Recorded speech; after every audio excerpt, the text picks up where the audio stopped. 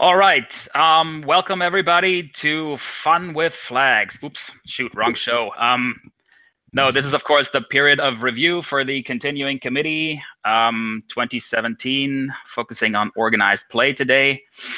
My name is Ben, and I'm going to be your host.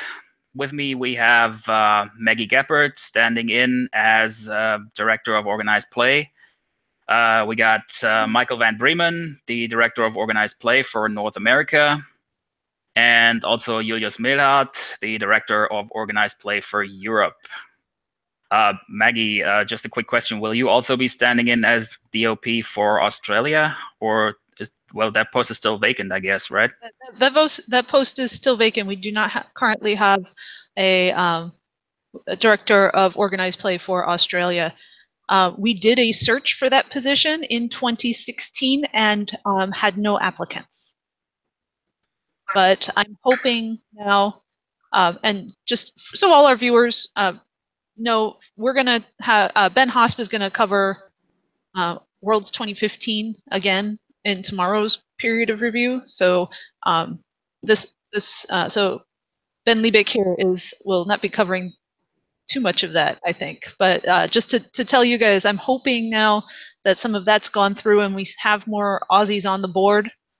I'm hoping that if we run a search for that position, we'll generate someone who will be interested in the Australian OP. All right, thank you. So first of all, like we did last week, before we get into all the questions that have been sent in, I'd like to take, or I'd like everybody to take a quick review on 2017, and just give me a quick catch up. Maggie, you want to start? Sure. Well, in terms of general organized play, we haven't had much in the way of new or updated rulings come down for the organized play guide. The big thing that happened was we shortened the time length for online play to time and a half from double time, and that's in the OPG. We've been working out some other things, and if Ben asks me about it later, I have a big review of an update of the organized play guide rolling right now, and I will let you and you guys will hear more about that in the coming year. Actually, technically before the first of the year, because we have some stuff coming regarding Excelsior. But yeah, the big thing, and of course running continentals on 3 continents, world championships in Florida. It was a busy year for OP, but we're down in player numbers, and that's distressing. All right, thank you. Michael, you want to go? She pretty much covered it. I mean, it's we had 4 Masters, Nationals, Continentals, and Worlds all on North America, all of which were planned out in early in advance to try to get as many people available to go to them. And hopefully for next year, I'm planning to have the same thing with almost everything scheduled ahead of time before the start of the year, as long as I can get a few more commitments made in terms of date and location. Other than that, we're pretty much good to go for next year. All right, thank you. Julius? Well, 2017 was only half a year for me. I started, I think, in April or May.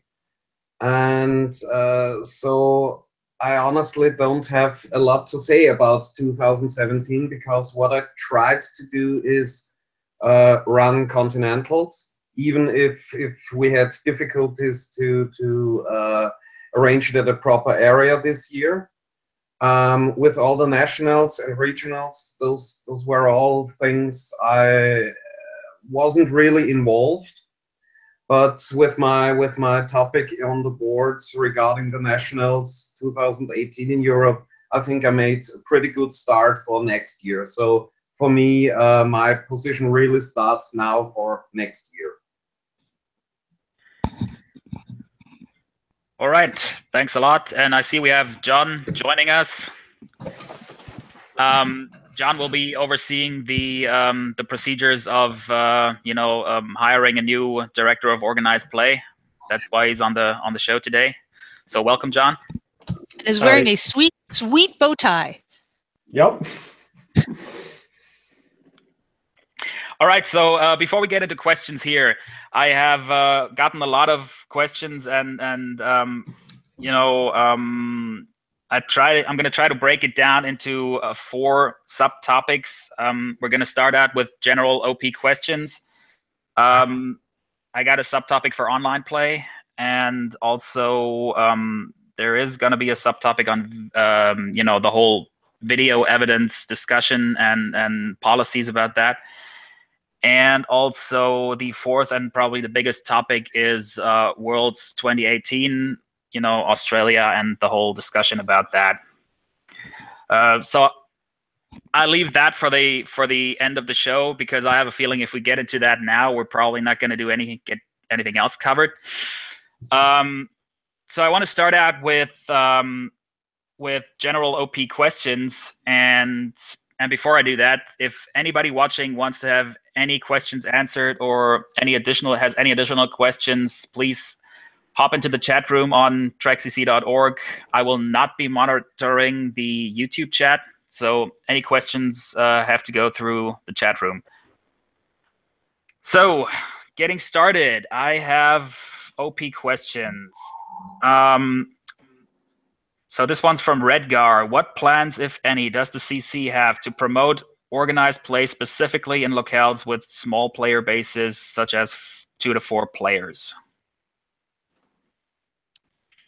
I saw a really, really interesting thread in the online play area with some really cool ideas about a one-on-one league challenge system that just sounded fascinating.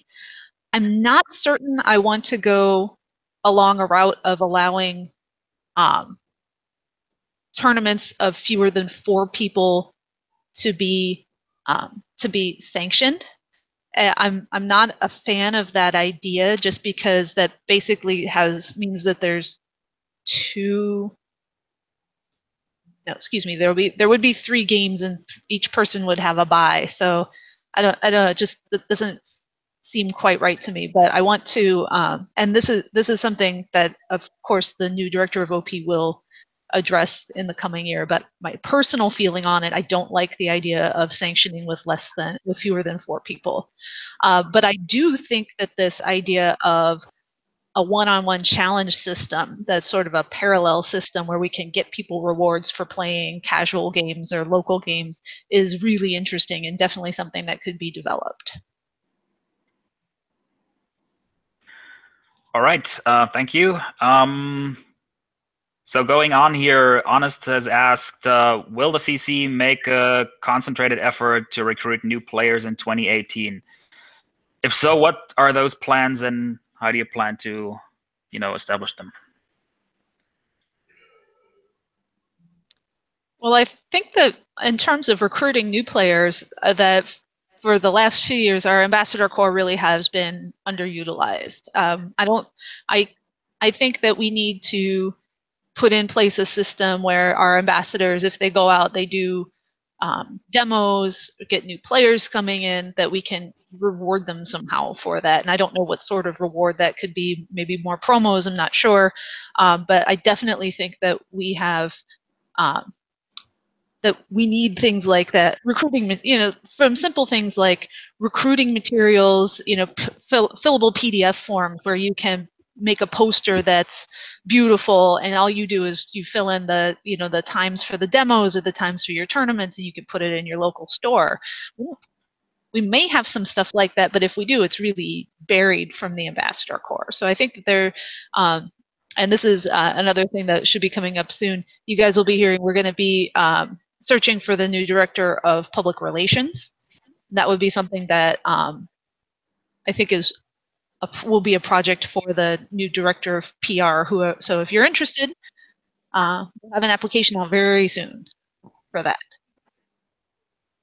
You guys have any other ideas, things that we can do? Well, I've got something coming up here. I've you know, in the coming weeks when I'm a little less busy in real life, I have an idea about, you know, doing some promotional stuff, and stay tuned to hear for that or from that. But I can't really get into that right now. But I got something coming on that. So to just go on here, I got a question from Ben Hosp, saying we need to talk about how the tournament time limit is enforced and implemented. The rules about stalling and gaming the clock in order to get a modified win are an unenforceable mess. Maybe instead of 60 minutes followed by one turn for each player, we should do 45 minutes followed by 2 to 3 turns for each player. I don't see what's this can change. I don't see the point. I'm sorry. 45 minutes and then 2 rounds, or 60 minutes and then 1 round. I think it's the same. It won't solve the problem. And I don't think intentional stalling is what's keeping, what's making games go long. I mean, there are things about second edition, at least, that make it run long. You know, huge long download chains. If anybody has played against the Jaegerbomb deck, the download chains are crazy there, and that's a big thing. You know, as dilemmas have become more complex, I just find it, for me personally, it takes me longer to figure out, okay, is this combo going to work or is this combo going to work? And you know, I think that those sorts of things are really the things that contribute most to the games going over time. I don't think I've never come across deliberate stalling. I think another thing we can talk about, and the question of time limits will be on my applications for Organized Play Director, but just play testing, if we really think, like, I don't know if a 45-minute limit would change things, but have our play testers once in a while try out different time limits or different things to see if it makes a functional difference. I think that's, you know, probably the way that if we do think the time limits are a problem, we can definitely experiment with things. And I think the proposals for how to deal with the issue of time, or if we need to deal with it, will be something that's considered for the new Organized Play Director. Also, if you think that your opponent is stalling, whether intentionally or unintentionally, it is something you do have to bring up with the TD. I mean, I know that I've had issues where players have taken longer than I think should have, and I'm always been reluctant to bring it up to a TD. But it is something that if you do feel as though that your opponent is doing that, you need to bring it up to the person in charge of that tournament, which is your tournament director. They're the ones who have to make that determination as stated in the code of conduct. And if you don't enforce it, then it's not all your opponent's fault. You have to take some of it on you as well. But please bring it up to your tournament director and say, hey, this person is taking too long, and they have to come over there and watch and see if they agree with you. If they agree, then they follow what would be in there, which is a level 2 or an additional turn for you. Yeah, and I agree with that. I think changing the time limits of the games will do very little in regards of, you know, slow play or stalling for that matter. Although I have to say I don't think I ever seen or expected somebody stalling deliberately. I mean, long games are just it's the nature of the beast. I mean, it's going to happen eventually, and it happens from time to time. But I think changing the time limits is not gonna you know, it's not gonna cure that. You just, if you have an issue, as Michael said, if you have an issue, just take it up with your tournament director, and I can see how that would be hard because we're, you know, generally not very confrontational people. But you know, I don't think there's any way around that. If you have a problem with somebody playing slow or think he's deliberately playing slow, you got to call him out on that. I don't think there's any way around that. So yeah, but let's not do it in a no, never mind. I'm not gonna go there. Okay, going on here.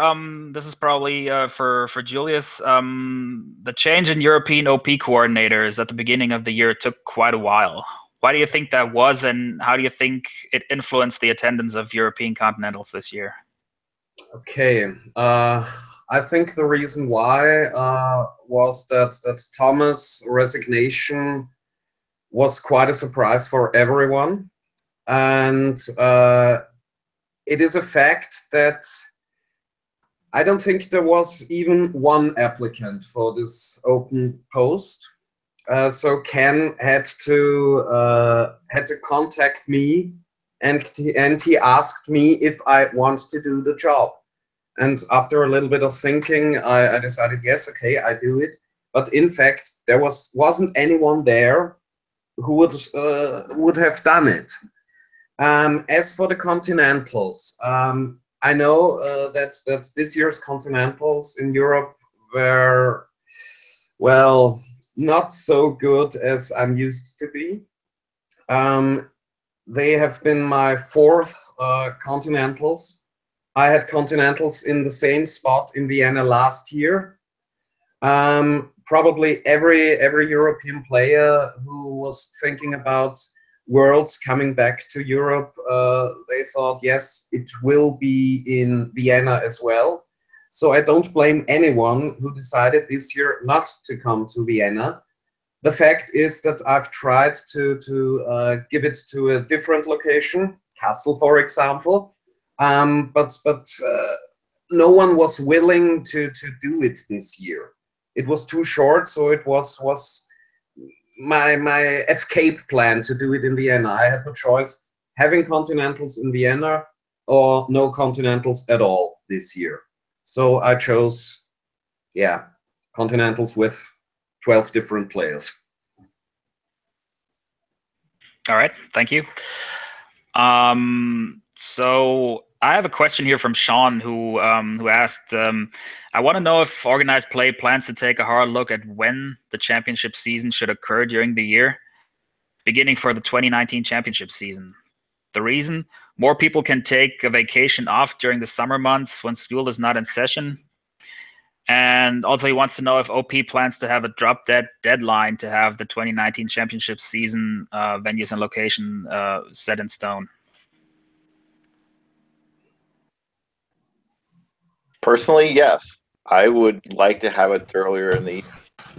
It would make things easier for tournaments to not always be during a school year. So people who do have kids who want to go to tournaments can certainly have that ability there.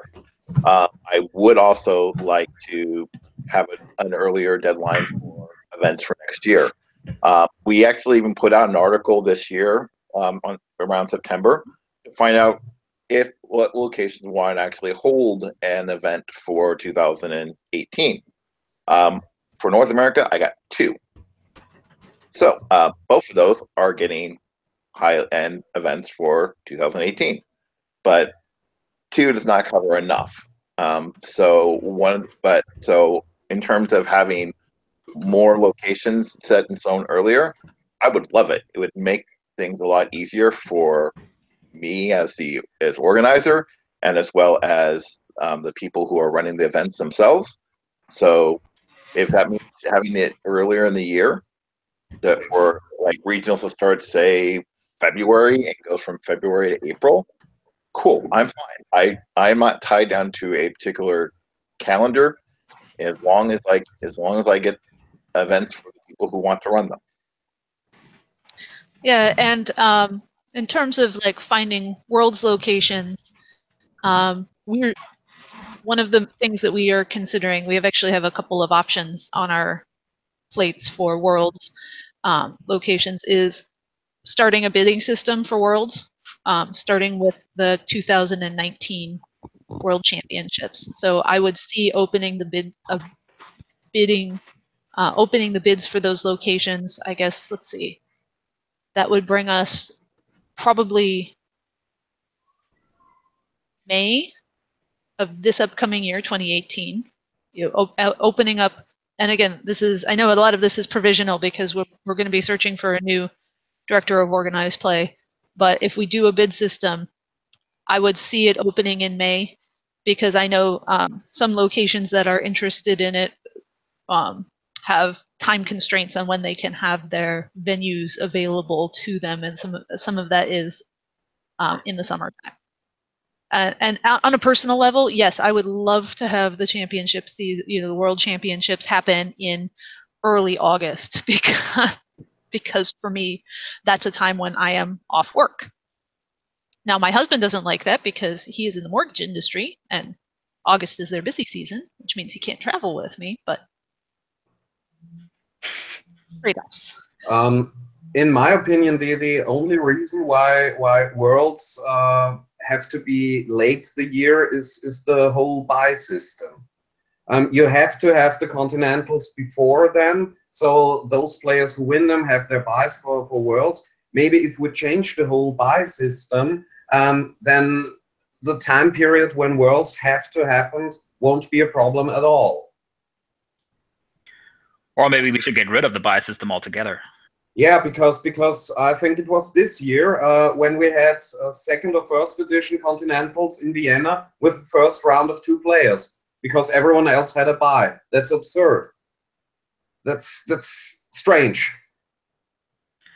Personally, I have to say, as far as I'm concerned, when I travel around the world to an event, I want to play as much as I can, and I'm generally inclined not to use my buys anyway, because I just, I want to get the most value out of my stay there. So I don't know, maybe it's worth a discussion.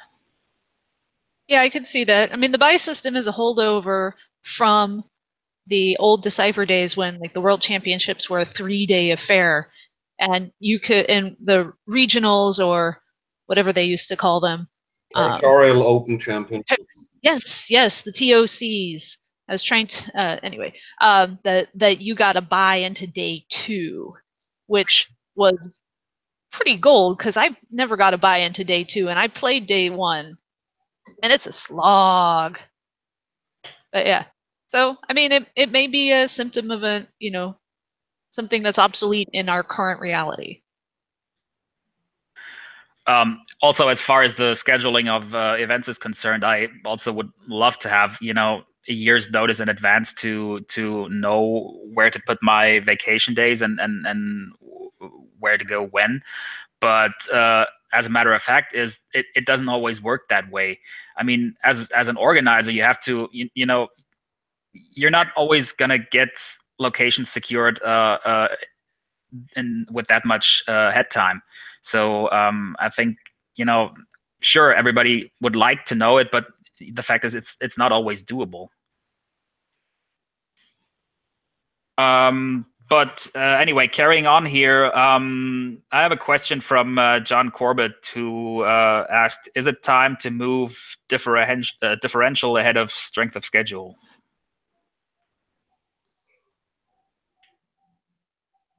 Oh, the old debate. I don't know. I don't have any data. I have 0 data on how that affects tournaments. Although we could probably pull that sort of data from the tournament system. There's probably a rich vein to mine there. We can see if it makes a difference one way or the other on events. It's easier to calculate, that's for sure. Strength of schedule is a pain if you're doing it by hand.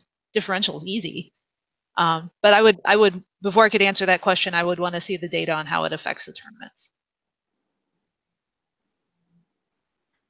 All right. Okay, let me see if I get this right here.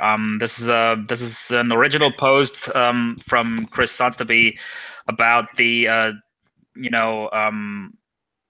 Worlds this year was a gong show in terms of timed games. I should know first edition day 2 event started over 2+ hours late as a result. Slow games don't have to impact your games to be a problem.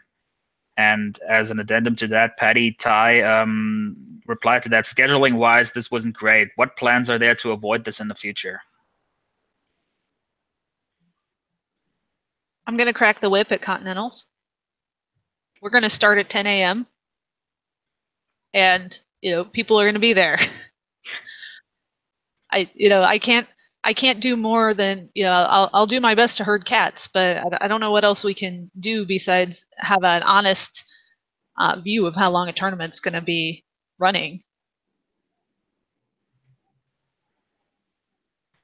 What I think is really important is there are a lot of players who play both editions, first and second edition, and it would be really, really horrible if one of those players has to make a decision, do I finish day one of second edition to start with day one of first edition? That should never happen. So I think you have to schedule wise. Yes, that's 2 hours in between probably would do the trick. I don't know. Well, that's the debate that's been going on. If anybody's been following the thread in the Continentals area about the North American Continentals, is how do we set up a schedule where people can do everything, or do we do something like? So I've already had people say, please don't do day one and day two on the same day. That's just too hard. But if I do day two on a separate day, how do I work that out? Do we have both day twos overlapping at the same time, and people have to choose which one they want to play in? It's a difficult thing to do. Yeah, I agree with not scheduling day one and day two on the same day. We had that at Euros a couple of years ago in Munich, and that was just a pain. But also, I would say it depends on, first of all, it depends on where you play, and do you have the time to spread out the schedule, and secondly, I think it's, of course, when you schedule the games that far apart, you're gonna have a lot of downtime between the games. So it's I don't think there's a patent solution for that. It's just it's probably gonna depend on each and every event themselves.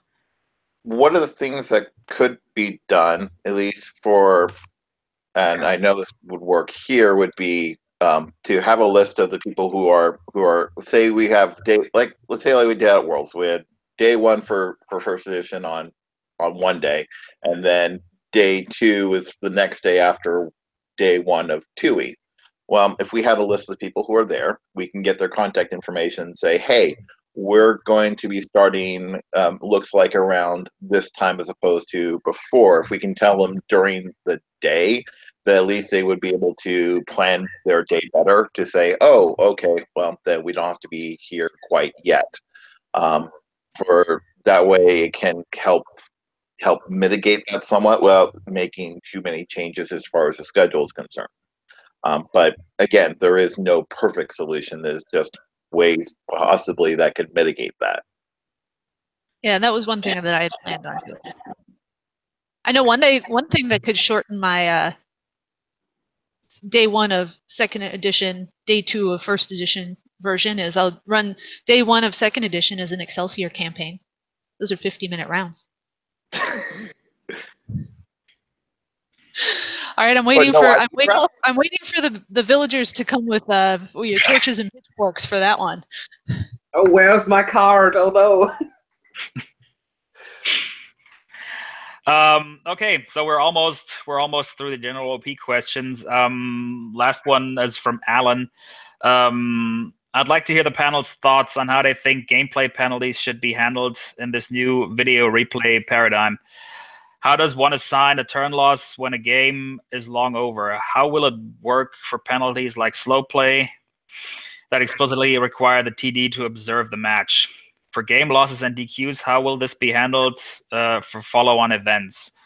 Will ratings be recalculated for that player and their opponents to reflect the new reality? What about win achievements, and what about the did this first variations? All right, I've been watching this thread very carefully and reading about the video policy and reading everybody's thoughts on it. And I still think that when it comes to video replay, you know, if we need to have something in game, to do a review, you know, somebody calls a TD over and says, "Hey, can we look at the video for this?" I mean, I think that that's a possibility, but I think that when the game is over, the game is over. I think that Chris Lobbin in particular had a very articulate and eloquent case argued against the idea of punishing people retroactively once a once a game is over, once a tournament is done. So I think still my personal feelings on a video policy is that when a tournament is done, the results are final. Do not want to retroactively, because if you can retroactively punish people for mistakes, how long does that go on? Forever. All right, and that doesn't work for me. Yeah, and I don't think you know, I have a pretty, you know, clear view on this. I mean, I don't think we should actually not consider video evidence at all. I mean, if you're gonna, let me take it from sports, for example. Video evidence is only used as, you know, to help referees make a call during the event.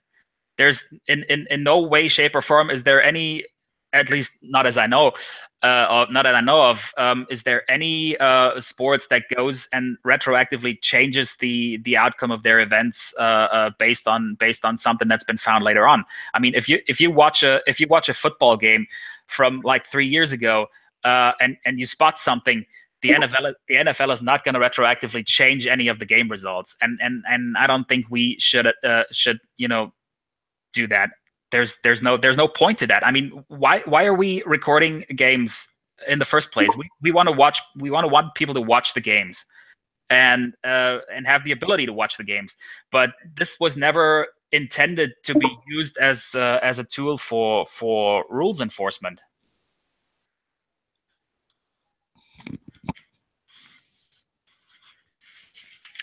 All right. Agreed. I think if videotaping would be proof of something that went wrong in this tournament, where does this going wrong starts and where does it end? Okay, I have to say it, 8 cards in the starting hand might probably be very, yes, clear. But what if a second edition player forgets to use an attribute booster on one of his personals for artificial ability, and so many more personal came through the dilemma? What happens if someone ends his turn with 8 cards because he didn't count properly? It's a Pandora's box, and if we open it, I think we will be discussing each and every taped game for a year or 2, and then probably the 18th player of this tournament is going to win it because he was the only one who didn't make any mistakes. And that's, no, I don't think using videos to learn the game, to show other people online, yeah, that's the game, that's the World's Finals, it's great. But in terms of rulings and judge decisions, I don't think it's a good thing.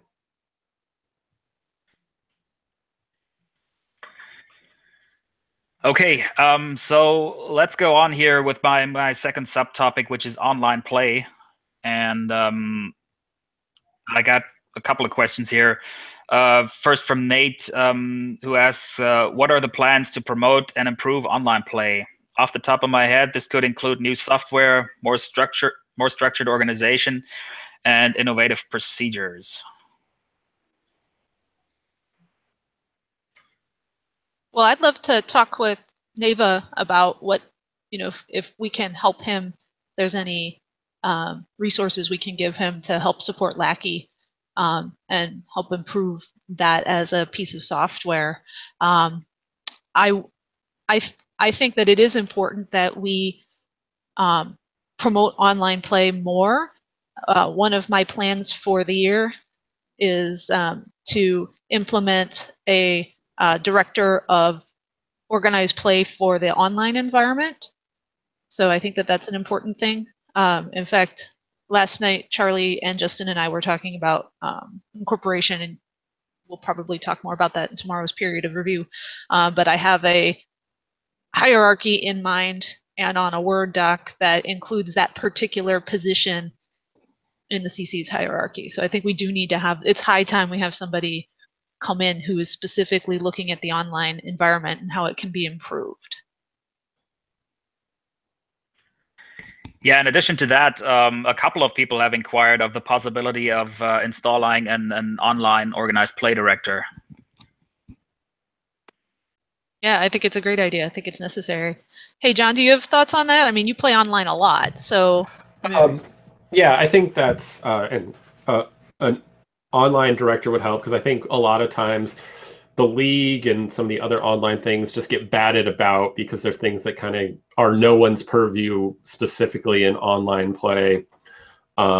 We ended up having 2 online regionals, but they weren't well coordinated as far as timing goes, because the bids just weren't clearly like communicated between the 2 of us. We're both here who ran them. Yeah.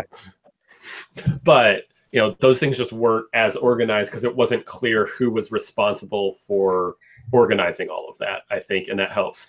And I mean, there's some help with that. I think also getting excited community members. I'll just make the announcement here. I actually think TK is going to be guest hosting the January edition of League Play as part of the dojo. So bringing those 2 communities together to try to, you know, re-excite some of the things people like about League Play or online play and get them going in different types of formats. So I think those are kind of the big things. Lackey is hard because you said talking to Nava, but I think the problem there is, honestly, we can't change the software. We can only change our plugins. And so because of that, we're kind of stuck with it unless if someone has better software, we need to test it, and it would require rebuilding basically the plugins is my guess. And that type of volunteer time is something that I think we would just have to find someone who's really dedicated on offering an alternative software system to take the lead on that. And those are the types of things that are the biggest one, because there are certainly some gameplay security loopholes in Lackey that make it a little less than ideal for online play. Not even the note-taking. Like, maybe we accept the fact that the online meta has functional note-taking, and that's just a reality of online play that you can't stop. But being able to see hidden cards is particularly problematic in 1E, more so than I think even 2E. And there are ways to do that in Lackey. So it would be nice if we could improve the software, but we would need someone who has an alternative that is stable, secure, etc., and has the ability to load all of the thousands of cards in the game into that software. I have a pipe dream of having a software, having a tournament system, online tournament system built into the website, but I am not in any way, shape, or form going to ask Chris Loban to do that. That's just too big of a project. But hey, programmers out there, I know we have a lot of you. If you're interested in something like that, you know, as a side. Oh, sorry, go ahead, Mike. I was going to say, in terms of alternative formats and the like, as long as it can be actually, and as long as results can be entered in, whether it is the challenge method that was mentioned on there before, or 1-day tournaments or anything like that, we pretty much don't. As long as it's sanctionable in terms of, yeah, it might be weird that you're playing one person, like say you have 12 people and every person plays everyone else. I'm totally fine with that in terms of it being in. I just need you to be able to put it into the system so it can be recorded properly. But in terms of if you're doing a limited sealed deck format, or if it's a 1-day tournament, or if it's a year-long tournament, it doesn't matter to me so much. As long as it can be sanctioned in, you should feel, I mean, pretty much just ask and say, hey, can this be done in the software? If we say yes, you can run it. By all means, do it. But in terms of the innovation side of it, if you, like I said, if you can, please do. And if there's something that you want to make sure that it's sanctionable, ask. One of us will tell you. And it was pretty much either yes or no. If it can be done, do it. And if it can't, we can tell you why, maybe how to get around that. But as long as it can be, as long as something that you as a TD want to be able to do, we will do what we can to make sure that occurs for you, period. Okay. And I do think, I just throw on there lastly that like something like a ladder or a one-on-one type system as an alternative ranking system would be particularly useful for online play, because I know during the playtesting season, it's really easy to find a random person play one game with every week or every few weeks or whatever, but there's no right now system to organize kind of the informal play, and it's a lot harder to do organized sit down 3 tournaments or even week after week tournaments online than I think it is with a stable in-person play group. So having the computer system's ability to support tracking some alternative mode of online play, I also think would be really important to restructuring it. All right, so that concludes most of my subtopics here. Before we head into the topic of Australia, I just want to put out a general call for questions. If anybody has any questions, hop into the chat room, ask away. I'm not monitoring the YouTube chat, so please ask away on the trackcc.org chat room. All right, so I'm going to dive into... My buddy Casey, by the way, he's a freelance programmer, just in the chat room said, if someone wanted to pay me to develop a full-fledged Trek 2e CCG program in something modern, I could do it. But it would take a while and some serious dough. And I'm like, yeah, I have no monies. Yeah, we should probably look for a big-ass sponsor. Yeah, Casey's one of my local guys. He's a talented programmer. All right, so going on here, a lot of these questions that that concern the World Championship 2018 and general organized play in Australia. A lot of this here comes from James Heaney, who sent in a book of questions. So starting off here. He asks, now that Ken is no longer the director of organized play, who will be accountable for considering and ultimately making changes to the organized play guide and code of conduct to ensure that in the future incidents like Kangazi are better managed? Well, right now I'm working on that as acting director of organized play.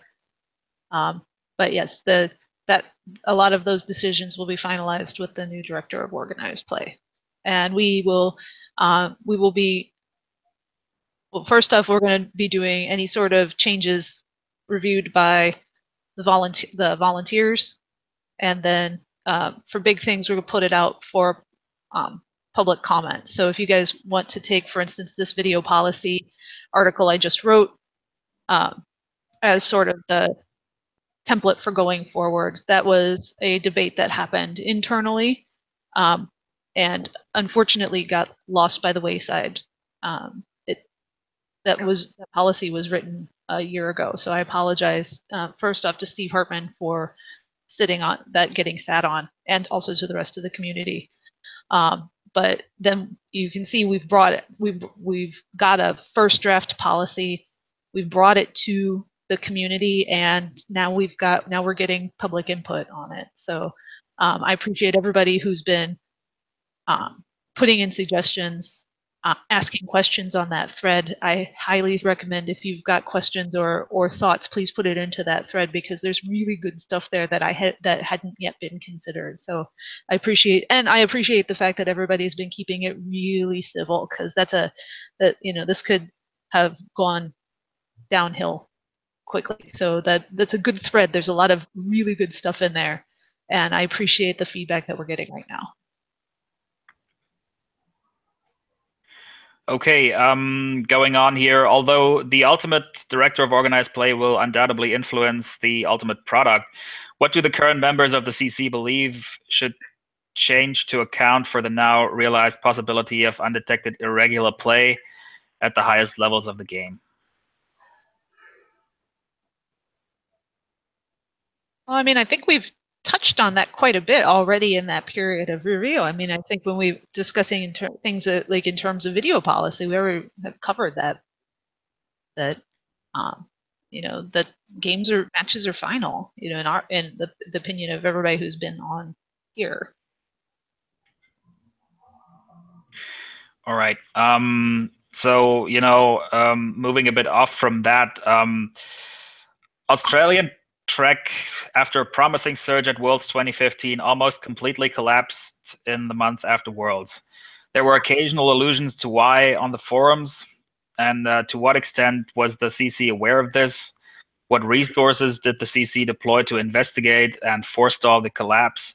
And how much contact was there between the CC and the Australian players?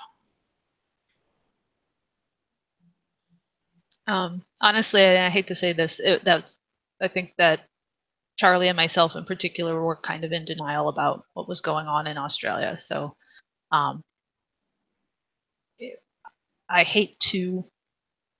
you always hate to have to admit mistakes. And we really, really, really fucked it up in terms of the Australian player base. There's nothing, you know, that I can say to excuse that. And I've had nights literally kept up thinking about this after, you know, the round 2 of Kengazi. So I'm very, very, very upset at myself about how I let Australia go. And there's nothing easy about that. Yeah, but we have to also, you know, say that at least, you know, as far as the general public is concerned, most of that we only got aware about, you know, in the past couple of weeks. I don't think there was a lot of, you know, information about, you know, what actually, or what is now presumed to have happened in Australia in 2015 that you know, that people were aware of.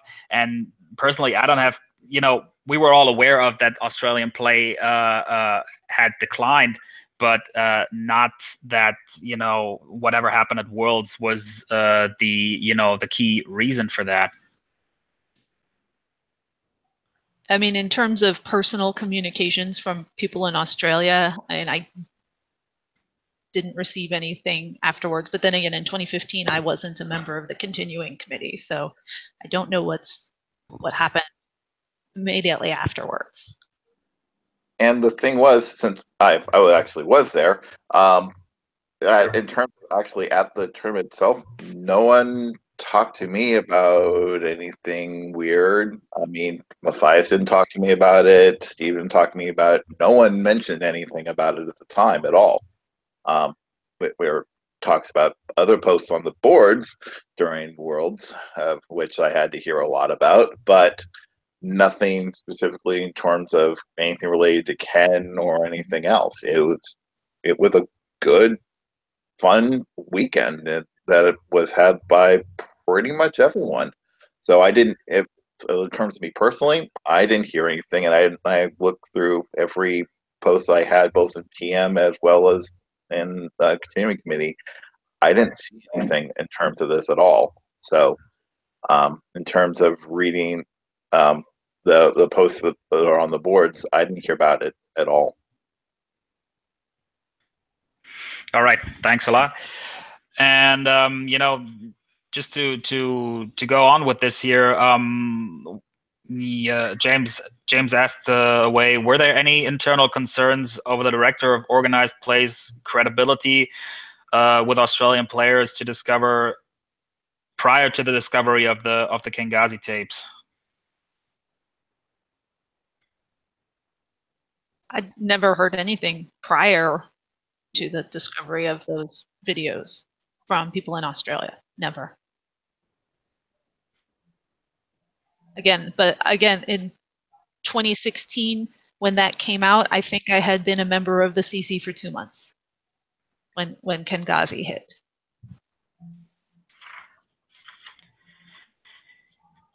All right. So I think we covered a lot of those questions. Let me just find a point to get back into this. Okay, here we go. This is probably Michael can allude to this at best. James asked, "Is Ken is a major force in the small but important Seattle/Vancouver play group? Several members of that group have expressed serious dissatisfaction with the way that the community has acted and reacted, and the CC has reacted in recent weeks. What damage has been done to this playgroup as a result of the events of recent weeks? What steps is the CC taking to reach out to those players and understand their concerns?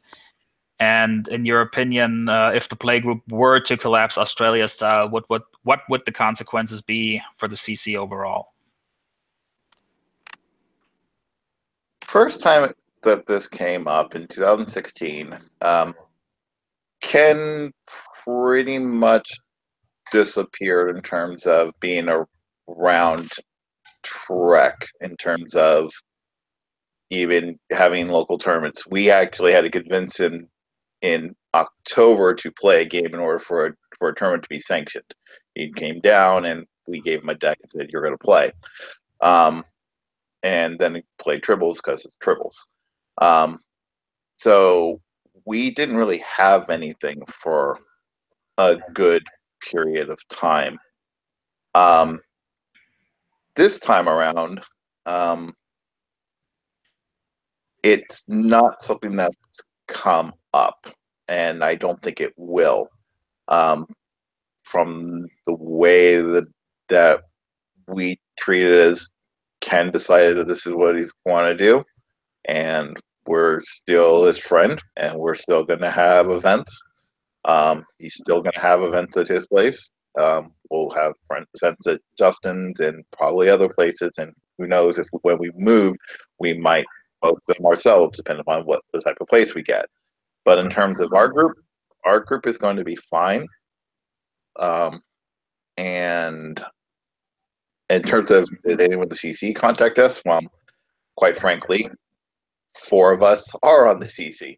So it's, if we were to all suddenly leave, that would be really bad for the CC, but that's not going to happen. So in terms of contacting us, we contact ourselves, we're okay. So in terms of that regard, we're going to be fine. And ultimately, that's what was the case last time when it first came out, and what's going to be going forward. We're going to be fine. Yeah, Right. and you guys can't quit because Amber and I still have to team up with Brandy, Corbett, and do for a team tournament sometime in the future and wear our Rosie the Riveter outfits. Yes. I'm sorry, I'm stealing her away from part you. of this. And I'm excited. I'm down for this experience.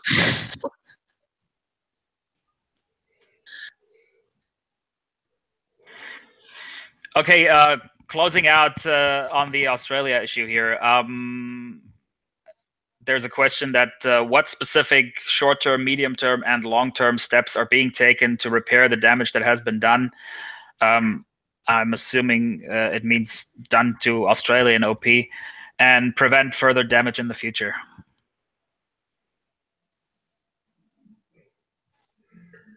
Well, I mean, I think the big thing we can do is, yeah, Ivy, say hi to everybody. Hi. Hi.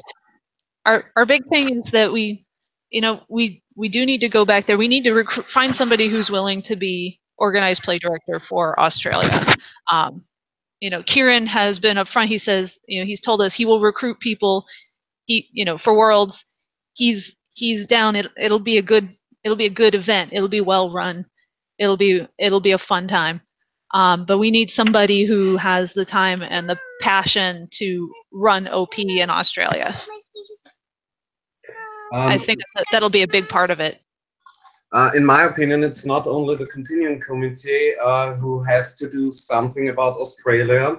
I have to admit that if you read all the topics on boards regarding Worlds 2018, a lot of players not only insulted Ken, but also the Australian player group.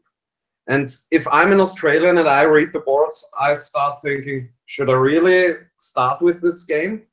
So I think the other thing, okay, yes, we have to find a play coordinator for Australia. But the other thing is that on the boards, the Australian player group should not be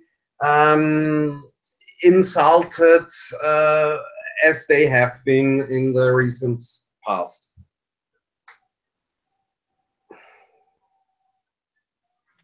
Yeah, I think that translates to something else that I have on my list here is the general tone of or that's handled on the boards, especially the 2E boards, which I've always been upfront for having factual based discussions and not trying to get emotional about everything.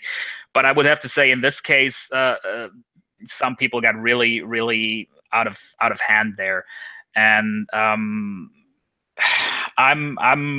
usually not the guy that gets upset anything that's about anything that's said on the boards, but in this case, people dug up a lot of dirt and threw it around, and it wasn't gonna do any good. And then I don't think I think everybody should take a step back and take a good hard look at what went down in recent weeks. Because personally, I have to say I've traveled to a lot of places around the world to play this little game, and usually when you're at events, you're confronted with a lot of nice people and a lot of cool people, and I've made a lot of friends with this game, and I have absolutely no idea why people resort to being assholes on the boards. It's I mean, it's ridiculous. The only thing I can attribute it to is the anonymity of the internet, and that it's a lot harder to insult people when you're not face to face with them.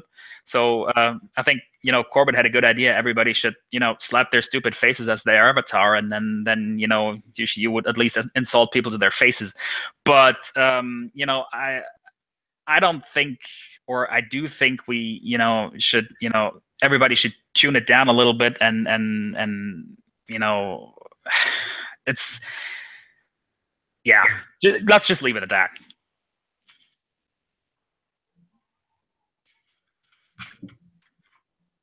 Yeah, I always want things to be, what is it? Villagers with torches. Oh, villagers with torches.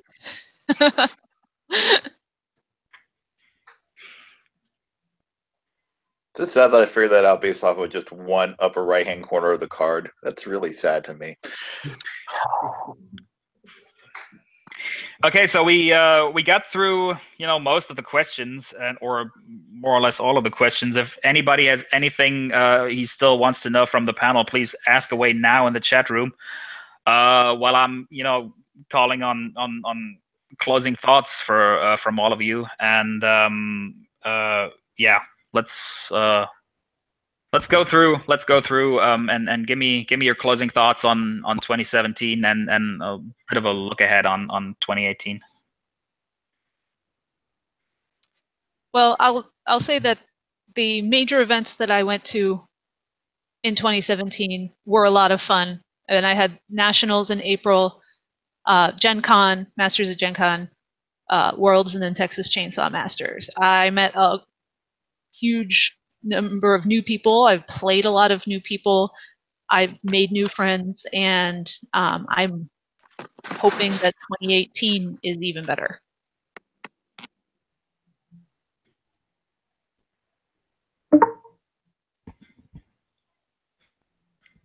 Anyone else?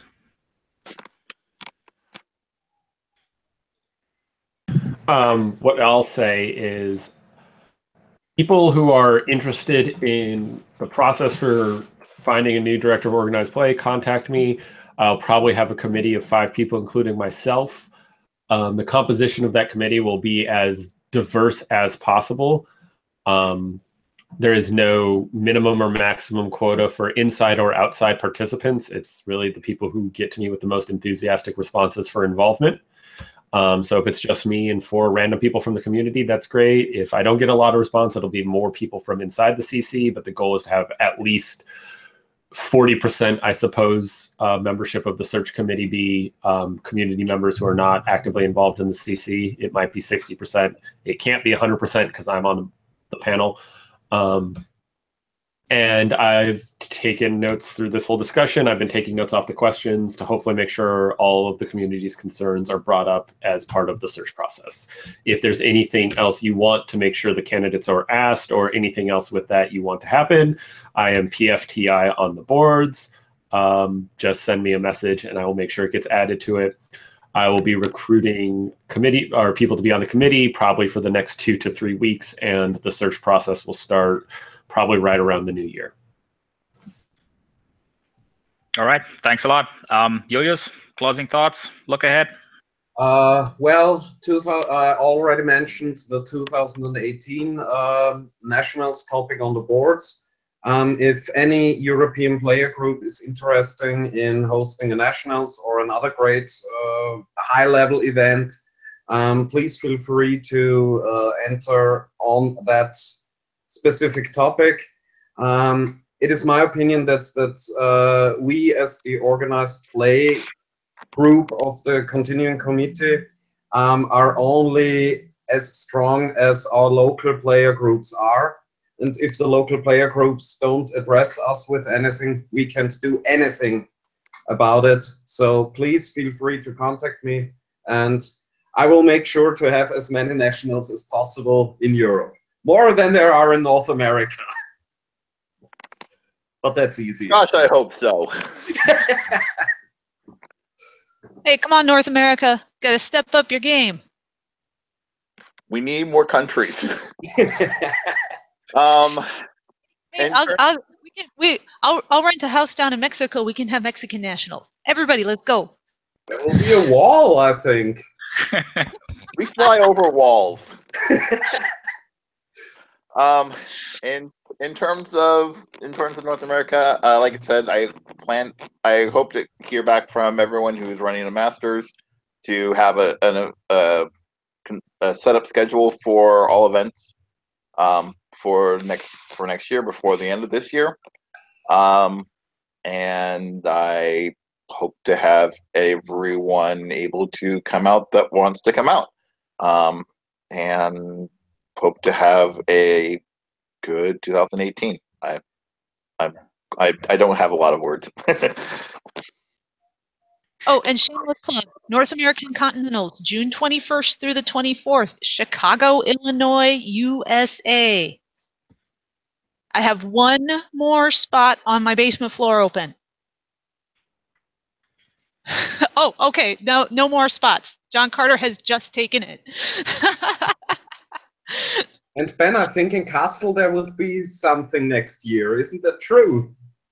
Yeah, if I'm gonna shameless plug myself, we're gonna have Continentals here in Kassel this year, and we're gonna try and next year. Next year. Yeah, it would be really weird to have it this year.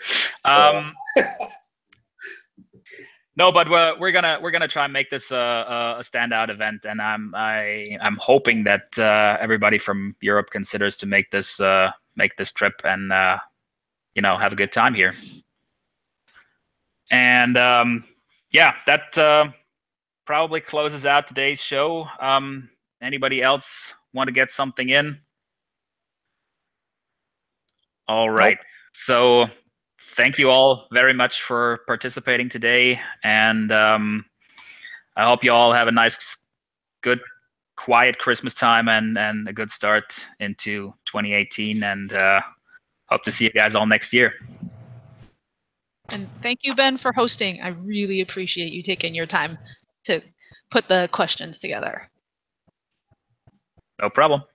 Bye, everyone. Bye. Bye.